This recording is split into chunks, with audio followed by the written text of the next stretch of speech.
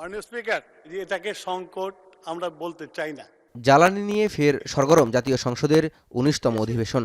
বর্তমানে দেশে ১,৭২,০৭১ টন ডিজেল, ২৫,৪২৩ টন অকটেন, ১৮,৪৪০ টন পেট্রোল মজুদ রয়েছে বলে জানান জ্বালানি মন্ত্রী।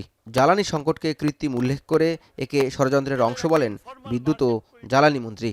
এইখানে যে আপনারা লাইনটা দেখছেন, এই লাইনটাকে আমি ন্যাচারাল লাইন বলি না, এটা আর্টিফিশিয়াল লাইন।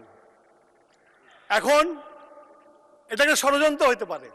আসুন জাতীয় ঐক্য গড়ে তুলি এই অবৈধ লাইনের বিরুদ্ধে, এবং আমরা যে সচেষ্ট, আমরা যে বিলিয়ন ডলার তেল আমদানি জনগণের জন্য, সেটা জনগণের কাছে দেই। স্বরাষ্ট্রমন্ত্রী বলেন, দেশে কোনো জ্বালানি সংকট নেই, তেল মজুতকারীদের বিরুদ্ধে সরকার ব্যবস্থা নিচ্ছে। প্রত্যেকটা পেট্রোল পাম্পে, প্রত্যেকটা ডিপোতে ডেইলি ভিত্তিতে রুটিন করে সেখানে তদারকি করা হয়েছে, সেখানে সমস্ত ডাটা সংরক্ষণ করা হয়েছে এবং সকাল বিকাল সেখানে মনিটরিং করা হয়েছে কোনো রকম অনিয়ম হচ্ছে কিনা। তারপরেও কিছু কিছু অনিয়ম হয়েছে, কারণ যেখানে দ্রব্যমূল্য কম থাকে সেই দ্রব্যটা মজুত করার, পাচার করার এবং অপচয় করার একটা প্রবণতা, এটা হিউম্যান বিইং এর মধ্যে থাকে। এ সময় বিরোধী দলীয় নেতা ও জামায়াত আমির জ্বালানি তেলের উপর নির্ভরতা কমিয়ে বিকল্প উপায় বের করার পরামর্শ দেন। জ্বালানি সংকট নিয়ে সংসদে খোলামেলা আলোচনা ও বিশেষ কমিটি গঠন করার পরামর্শও দেন তিনি। আমরা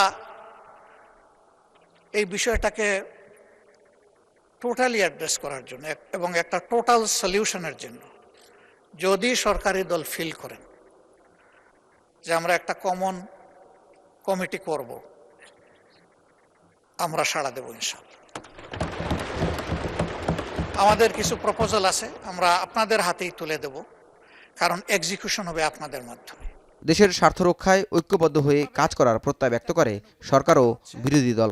এই জন্য কিছু কিছু সমস্যা হয়তো বা দৃশ্যমান হচ্ছে, এটা বাস্তবতা নয়। জাওয়াদ মাহমুদ, এখন, ঢাকা। আমাকে বাড়তি সময় দেওয়ার জন্য